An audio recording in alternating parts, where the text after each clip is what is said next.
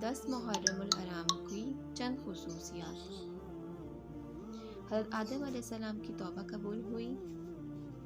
حضرت ادریس علیہ السلام کو درجات عالیہ نصیب ہوئی۔ حضرت نوح علیہ السلام کی کشتی جودی پہاڑ کو اتری۔ حضرت ابراہیم علیہ السلام کو خلیل کا منصب عطا ہوا۔ حضرت یوسف علیہ السلام کو جیل سے رہائی نصیب ہوئی۔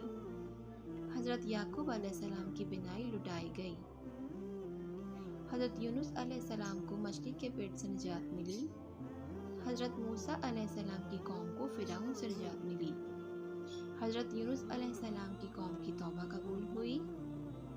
حضرت عیسیٰ علیہ السلام کو زندہ آسمان پر اٹھایا گیا۔ حضرت حسین رضی اللہ عنہ کو شہادت نصیب ہوئی۔ زمانۂ جاہلیت میں اہل مکہ خانہ کعبہ پہ غلاف چڑھایا کرتے تھے۔ اس تاریخ کو قیامت قائم ہوگی۔